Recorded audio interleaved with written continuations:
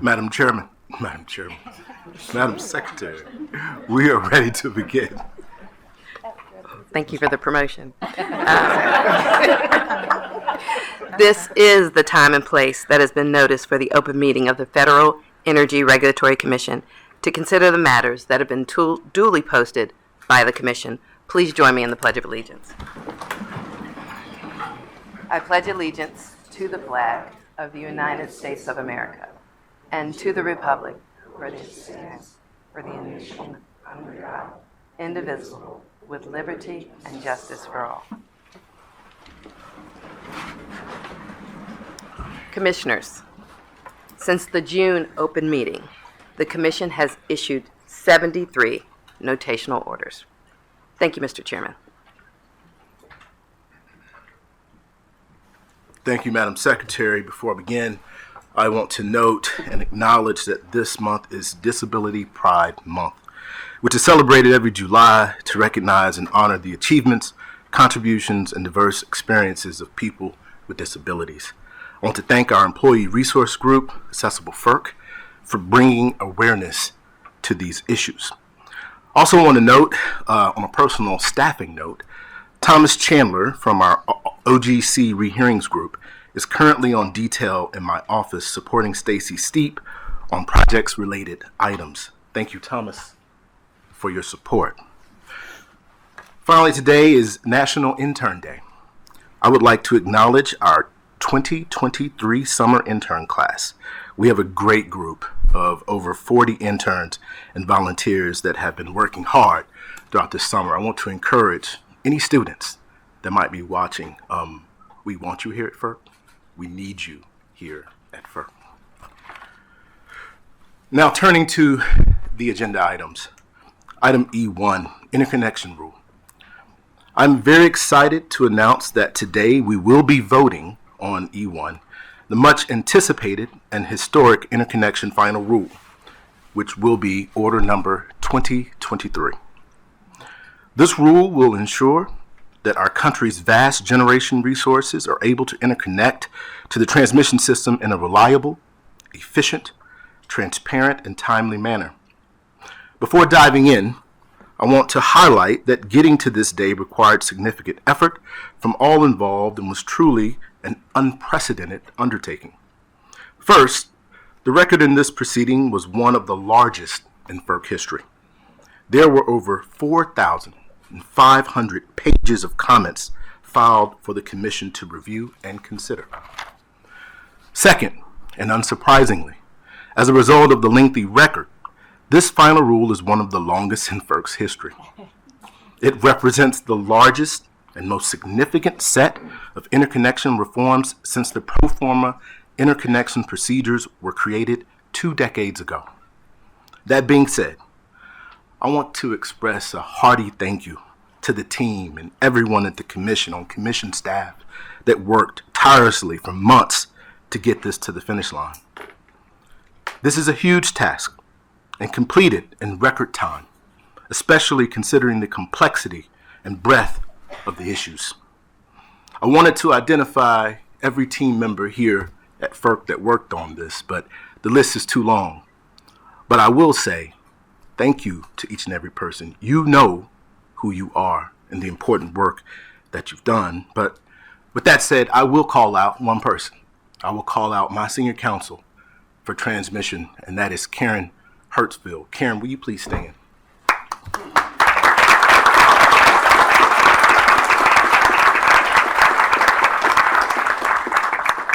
Thank you so much, Karen, for your efforts.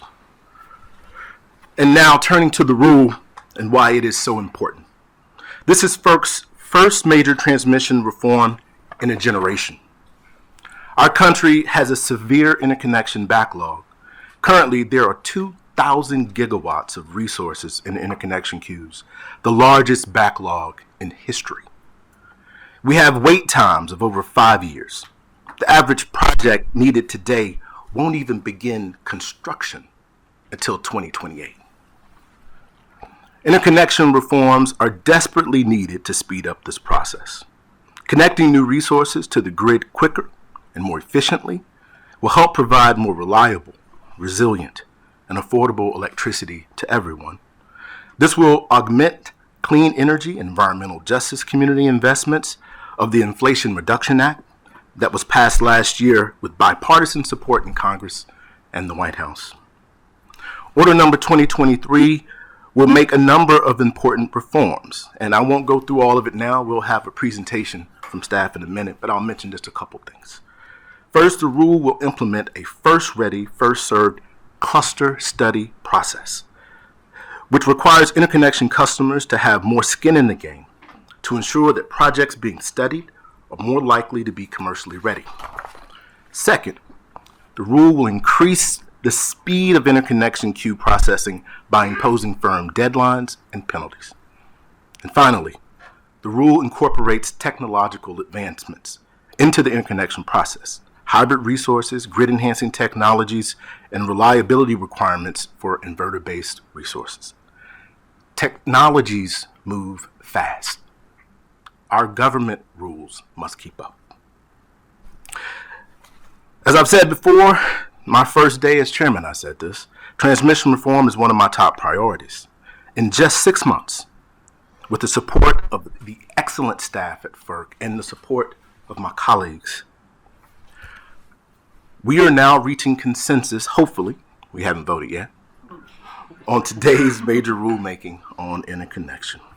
With that, I turn to my colleagues for their opening statements. Commissioner Daly. Thank you, Mr. Chairman. So it probably has not escaped notice that I'm pretty sparing in my compliments during these meetings, but I do want to thank you for the process to get to E1. This was take me at my word when I say it, as I don't give compliments, I'm paying you one here. You set up a set of circumstances where there was genuine collegiality amongst the offices in shaping the rule, and I have, as I've expressed, my misgivings about doing it on a generic basis. I think it would have made much more sense to simply 206 the RTOs directly and begin it by that incremental step where the problems are greatest. And I have a bit of a quibble with the precedent we're relying on for generic proceedings, but besides that, when it actually comes to the way that the process unfolded, given that we were acting generically, it could not have been more collaborative, and I truly appreciate it. So thank you. And also to my other colleagues, thank you. Which is why it pains me now to turn to PJM for 2 seconds to say, I think that this order is crazy. I think it is a clear violation of the filed rate doctrine. Many of you read my dissent to the underlying order, and the reasoning from the majority has persisted. So I suggest that anybody that has an interest in PJM and the solidity of tariffs take a look at that separate statement. I'm looking forward to seeing the oral argument on that one. So with that, thank you, Mr. Chairman. Thank you, and thank you, Commissioner. Commissioner Clements. Thank you. Good morning. It's nice to see you all. We should start off just by celebrating. It's great news. It's a good day to be issuing this rule. I will add my acknowledgement of our ERG Accessible FERC for the work they've done. They're our newest ERG in integrating disability and accessibility into our conversation as an institution. I didn't know it was National Intern Day. That's pretty exciting. And luckily, I was going to introduce my interns for the summer. We have Ryan McKeever, who's at the University of Nebraska Law School, Nathan Shale, who just started from Yale Law School, and Eliza Martin, who will be starting next week from the University of Chicago Law School. You know, it's been a dizzying month of headlines about extreme weather around the world, not just in our country, but around the world. And it's almost certain that this month that we are in is going to go down as the hottest month in recorded history. Here at FERC, we are grateful to the grid operators and the market participants who have so far managed this month's heat challenges remarkably well. And so I'm pleased that it's in this context we are finalizing this rule. And I will save my praise for the chairman and his team and the staff and my team for after the presentation on this on E1. But I will say that, you know, one critical aspect that nobody can escape in these energy policy conversations these days, in light of these heat waves that we're sitting in, is resource adequacy. And at least PJM, MISO, and CAISO, in their recent assessments, have made clear that barriers to deployment of new resources, the barriers to the additions of these resources onto the system, are one of the central tenets of their concerns about ensuring resource adequacy. And so while we're not looking to replace retiring thermal units on a one-for-one basis with solar and wind, getting these resources online, as the grid operators have told us, is critical to help alleviating their own concerns.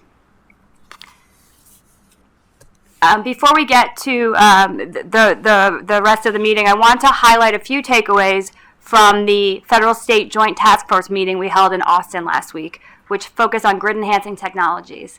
You know, this is a topic that used to be relegated to small windowless conference rooms full of energy grid geeks, and now it's relegated to big conference rooms with no windows, full of state regulators who are really starting to take notice about the opportunity. It's a front of mind issue. So state colleagues at the meeting mentioned a recent Grid Strategies report estimating that 2022 congestion costs around the country were over $20 billion, right? An increase of $14 billion since 2020. And the Brattle Group did work similarly, finding that unlocking some subset of grid enhancing technologies would save customers $8.3 billion. That's a lot of money.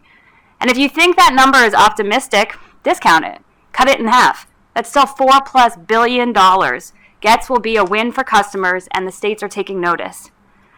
At the meeting, there was one persistent fear that many of us challenged, this notion that GETS are new or untested or scary. And I will say my team and I had fun brainstorming the technologies that came after the advent of some of these early grid-enhancing technologies, like the floppy disk and the Walkman. And today, utilities around the world have proven experience and results in this area. I came away with a sense that the regulators as a group are open to more systematic deployment of these GET solutions, and I really look forward to working with them. Today will be one of those good days when we get to the E1 presentation for these technologies. Thank you, Commissioner. Commissioner Christie. Yeah, thank you, Mr. Chairman, and I think this, I want to compliment you again on your leadership on E1, the interconnection NOPR, which is coincidentally named 2023. But it is a big step forward. It focuses on what we set out to do last year when we adopted the NOPR, the Notice of Proposed Regulation. And that was, in a nutshell, to move from a first come, first served system to a first ready, first served. I mean, that was the heart of what this was proposed to do. Now, there's a lot of other bells and whistles in there, and I'm glad to say that the final rule, when you finally see it, is a lot better document than the NOPR. But that's the way it ought to be. It ought to be a better document than the NOPR. And so I think it will represent a good step forward, a major step forward in reducing congestion in the queues, reducing the clogging of the queues, and moving those commercially ready projects that need to go forward and get done ahead of those that are just speculative. And there's a lot of speculative projects in the queues. We all know that. So good step forward. In addition to recognizing the chairman's leadership, and I echo what Commissioner Danley said about the collegiality and the great effort, and I want to recognize Karen over here, who did a great job leading this project. Some others I want to mention. I want to mention on my staff who worked really hard on this. Neil Yalabandi, and where's Regine? Regine Bouse over there. Stand up. So you're sitting behind a big guy, so stand up.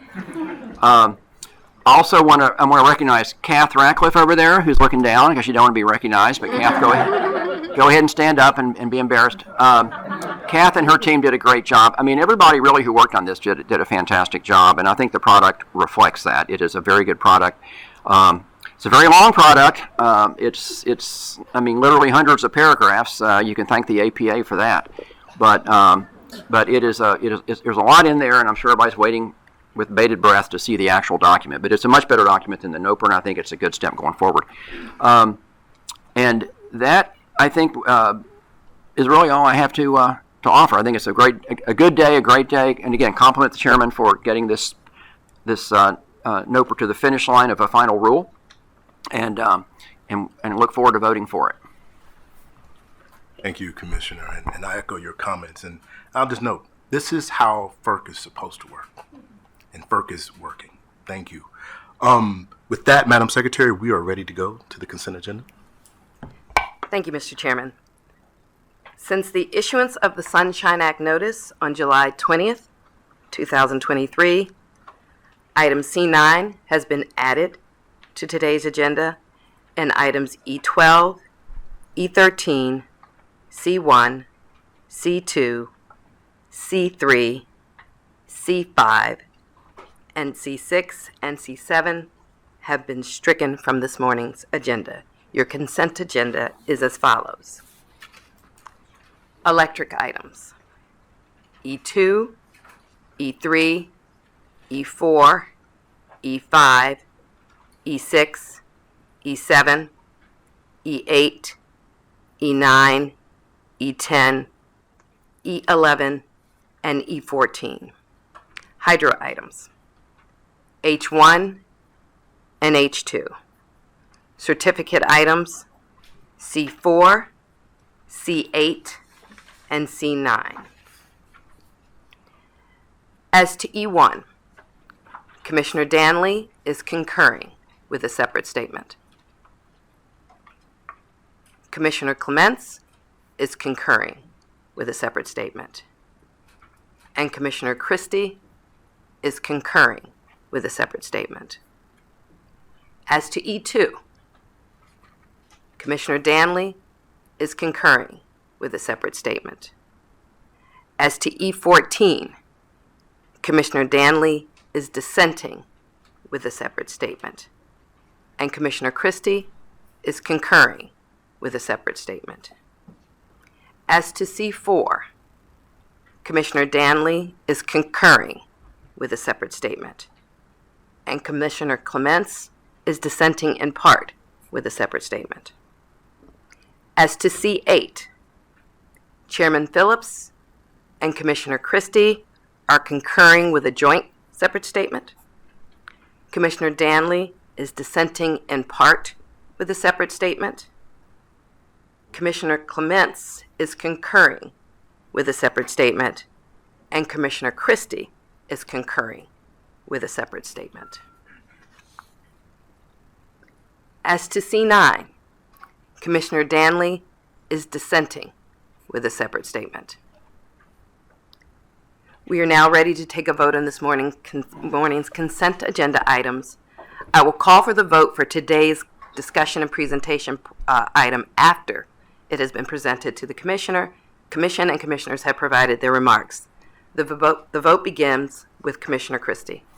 All right, noting my concurrence in E14 and noting my joint concurrence with Chairman Phillips in C8, Charlie 8, noting also my own concurrence in C8, I vote aye.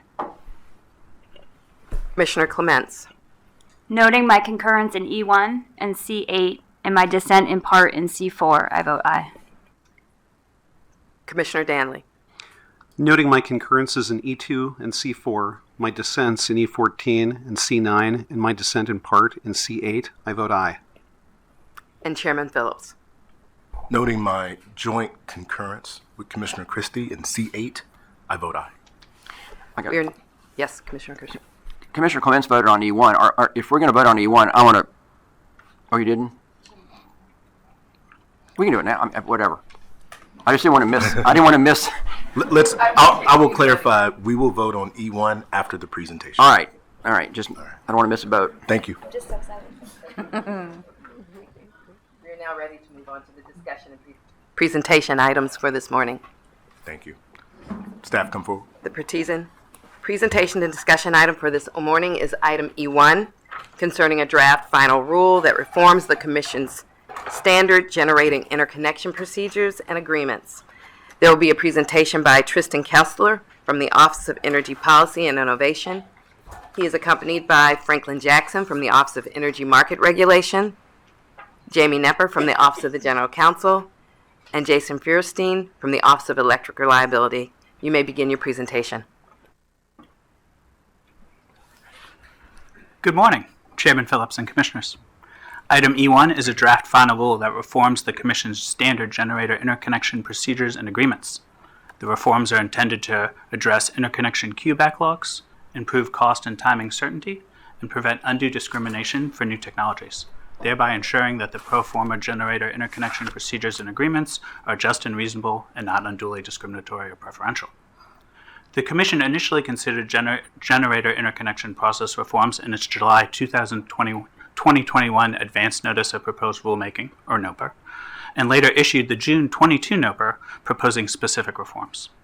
The NOPR received approximately 3,750 pages of initial comments by October 22 and 750 pages of reply comments by December 22, which informed today's final rule. Today's draft final rule builds on Commission Orders number 2003 and 2006, in which the Commission first required public utility transmission providers to adopt standard procedures and agreements for interconnecting large and small generating facilities, and on Commission Order number 845, in which the Commission added additional study mechanisms and types of interconnection service. The electricity sector has transformed significantly since the Commission first established the pro forma documents 20 years ago.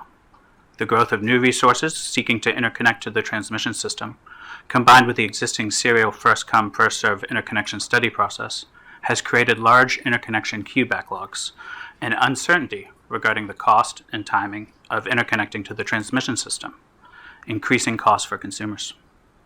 Backlogs in the generator interconnection queue, in turn, create reliability issues as needed. New generating facilities are unable to reach commercial operation in an efficient and timely manner. Accordingly, under the draft final rule, the Commission would revise the pro forma generator interconnection procedures and agreements to ensure that interconnection customers are able to interconnect in a reliable, efficient, transparent, and timely manner. The draft final rule adopts many of the reforms proposed in the 2022 NOPR with modifications based on the record.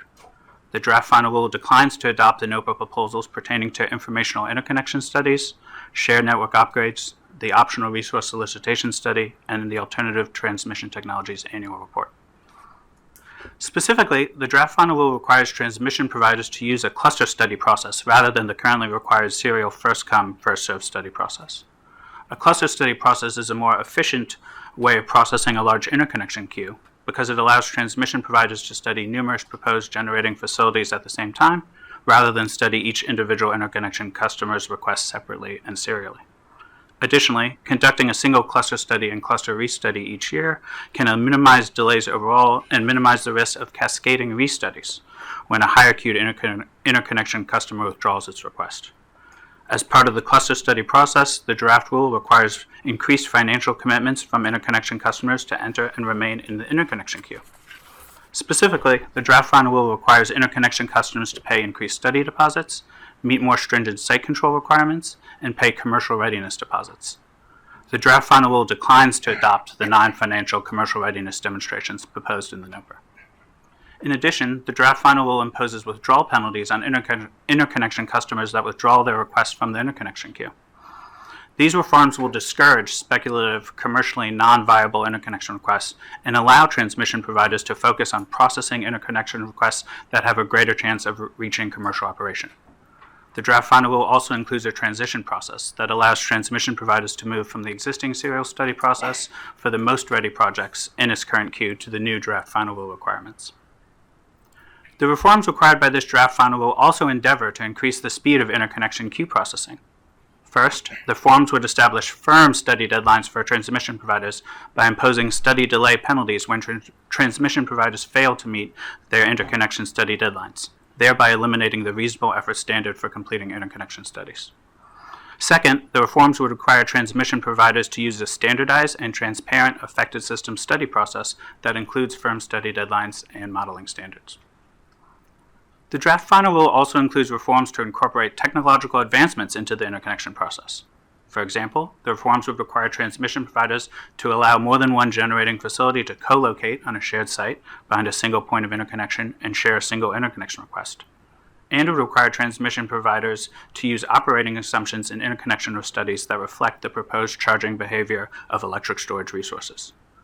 The reforms would also require transmission providers to evaluate specific alternative transmission technologies in their cluster studies and determine, in the transmission provider's discretion, whether any of these technologies should be used, consistent with good utility practice, established applicable reliability standards, and other applicable regulatory requirements. Finally, the draft rule establishes modeling and ride-through requirements for non-synchronous generators. These modeling and ride-through requirements are consistent with recommendations made by the North American Electric Reliability Corporation to address a number of events involving the unexpected loss or momentary cessation of inverter-based resources during disturbances. Compliance filings are due 90 days after publication of the final rule in the Federal Register. Thank you. This concludes our presentation. We're happy to answer any questions you may have. Thank you. Thank you to the team. And you noticed some whispering up here on the dais. The live stream is down. And so we're recording it right now. It will be made available to the public. But thank you for the presentation. I have a question, one short question, I think, but also just want to note, it appears to me that the vast majority of what we included in the NOPR was adopted in this final rule. And there are just a few minor things that weren't included. And one of them concerns financial readiness. I know that there were some non-financial considerations and proposals that were put on the table. We decided not to include those in the final rule. Can you tell me a little bit more about why that decision was made? Commercial readiness, not financial readiness. Thank you. Thank you, Chairman Phillips. The record in this proceeding indicated that non-financial readiness demonstrations may not serve as an appropriate indicator of readiness on a nationwide basis. The draft final rule reasons that, in some instances, the proposed non-financial demonstrations may be unavailable to interconnection customers with commercially viable projects. For example, this may be true as a result of misalignment of the timing between resource procurement decisions and interconnection study processes, rather than because the proposed generating facilities lack commercial viability. The draft final rule adopts higher financial deposits than proposed in the NOPR and reasons that instituting deposit amounts that increase as studies progress will be sufficient to reduce the number of speculative or non-viable projects. And this is especially the case when considered combined with the withdrawal penalty and enhanced site control requirements. Thank you. Thank you, Mr. Jackson. With that, I'll turn to my colleagues for their questions or comments. Commissioner Daly. I have nothing. Thank you. Commissioner Clements. Thank you. I have one question and then some thoughts about the issuance. We've had really good engagement with stakeholders on this issue. There's been a lot of back and forth, people proposing ideas, and I'll talk a little bit about that. But one set of those stakeholders is the RTOs, the grid operators themselves, the planning teams and the leadership, related to the fact that they also haven't been sitting around twiddling their thumbs waiting for FERC to come out with a rule, but they've been working on their own sets of reforms and trying to tackle their own backlogs. So I'm curious if you can talk a little bit about how this rule will interact with those RTO efforts. Thank you, Commissioner Clements. The draft final rule recognizes that transmission providers have undertaken efforts to address interconnection queue management issues. The draft final rule is not intended to divert or slow the potential progress represented by those efforts. Compliance obligations that result from this draft final rule would be evaluated in light of the independent entity variation standard for RTOs and ISOs, and the consistent with or superior to standard for non-RTO or ISO transmission providers, an approach which would continue the Commission's past practice in evaluating proposed variations to standard interconnection procedures and agreements. Thank you. Thank you. And thanks to all of you for looking awake and being here this morning to present this. I hope that the live stream's working again, but I want to add my congratulations and thanks to Chairman Phillips for prioritizing this issue from day one and for getting it across the finish line, which, as he said, he wouldn't have been able to do without Karen Hersfeld at his side. She just did a tremendous job. So congratulations. And I also want to thank my own team who worked really hard on this rule. Chris Fitzpatrick, Byron Quorum, Miles Farmer, Mary Yang, and then Vivian Chum when she was on detail with our office, all really pitched in to get this done from our perspective. I also want to mention Carol Clayton on our team who worked really hard this week under extenuating circumstances and is hanging in there. And I want to congratulate all of you, the team. There's so many of you to thank, and I know you're sitting all over the place. It's been a near impossible task to take that many pages of comments, as the chairman noted, and to review and analyze them in such a short period of time. I mean, just think about this. Staff have been working nights and weekends. They are subjecting their families to conversations about interconnection policy at the dinner table. You know, their kids understand what a network upgrade is. Their cats are chasing heat maps. I mean, it's crazy. They're dreaming of proportional impacts. It's so much work. I wish we had big balloons that said Order 2023 up here today to celebrate them. So congratulations. You've all made sacrifices to get this done. And I hope you have a really, really, really long weekend after this. Thank you. In terms of the rule, I am happy to enthusiastically support this final rule to help clear out overloaded interconnection queues. We've talked a lot about the immensity of the challenge, and it feels nice to be starting to be part of the solution. The rule provides a strong baseline based on best practices and lessons learned from around the country to ensure that all utilities are making strides towards breaking through their own interconnection logjams. I'll highlight briefly just three perspectives I want to share on this rule. First, it's fair. The final rule requires everyone to do their part to address the cause of interconnection backlogs.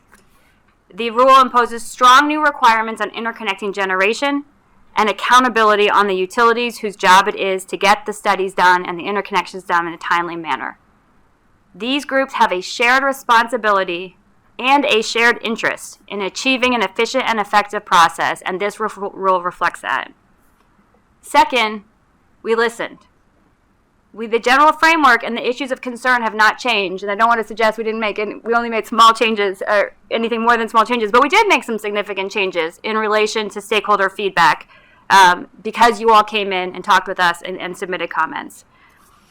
And third, it's a great start for grid enhancing technologies, and I know I'm beating a drum here, but the rule calls for transmission providers to evaluate a whole suite, and I want you to hear what these are. I'm serious.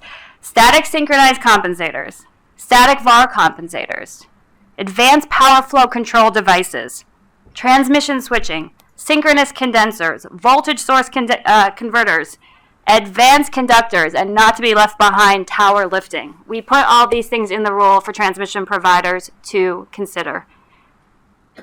I think the rule sets a pretty low bar. It's a valuation of these technologies. And I encourage that utilities and grid operators to embrace the opportunity that this rule provides.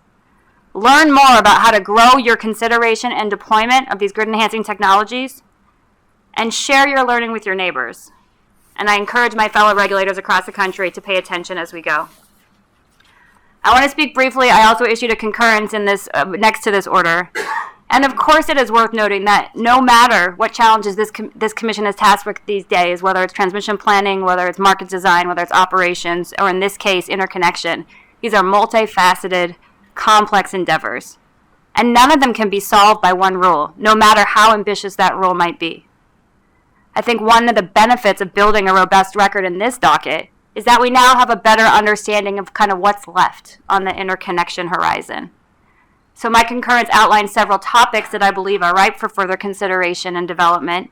Some are more additional nuts and bolts, and some are potential areas for deeper reform that just simply weren't considered, we didn't learn about until going through the record in this process. So I'm eager to continue engaging on these topics, and I want to congratulate again the staff and the chairman and on a good day.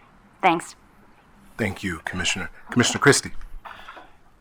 Yeah, I want to, one of the issues that Commissioner Clements asked about was she asked Ms. Knepper, was about the, I call it hold harmless provision. You know, last year in my concurrence to the NOPR, I said it's very important for us, you know, not to get in the way of the transmission providers, and in particular the RTOs, who are already doing a lot of work already on trying to clear their queues up, and they're doing queue reform. And so we need to sort of fashion this in a way that is moves the ball, but doesn't get in the way of what they're already doing. And so I know there's been an effort to do that.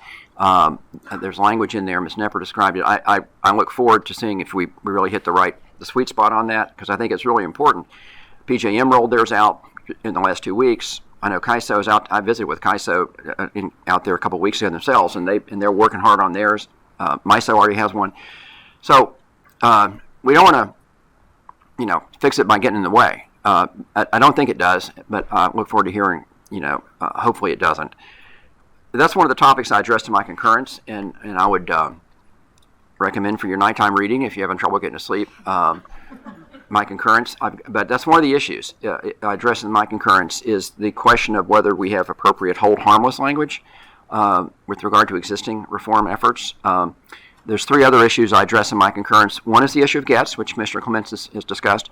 And so I would commend that to you, my discussion of GETS in there. I think this order strikes the right balance and has the right approach, and for that, which is why I'm voting for it. I also think another issue I discuss in there is there's a potential, and it's only a potential, but it's a potential unfair allocation of cost to retail consumers, maybe not for some features that actually don't necessarily benefit consumers as much as they do developers. So we'll see how that goes, but it's not a realized potential right now. So again, not a reason not to vote for this. And one other issue that I discussed in my concurrence is the question of affected system costs. I think this is a sort of a geographically distinct problem where you're at a seam between an RTO and a non-RTO, so it's not universal, but it is important where it happens. And so I discussed the question of affected system costs in there. But none of these are a reason, not to celebrate this order. I think it's a great step forward. That's why I'm concurring and enthusiastically voting for it. But these issues I address in my concurrence. But a great job again. There's so many people to thank. It's almost like the Oscars will be here till 1 o'clock in the morning. So I'm not going to try to keep listing people, but a lot of people put a lot of work into this, and so I think it's a real step forward, a real sign of progress, and with that, I'm really enthusiastically ready to vote yes, which I think the time is coming. Thank you, Commissioners. So, Madam Secretary, I call for a vote on item E1. We are now ready. The vote begins with Commissioner Christie. Noting my concurrence, aye. Noting my concurrence for the second time, I vote aye. Thank you, Commissioner Clements. Commissioner Danley. Noting my concurrence, I vote aye. And Chairman Phillips. Aye. All right.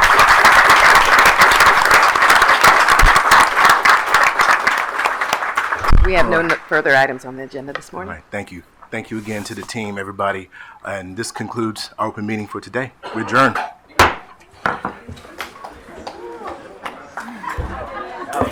Yeah.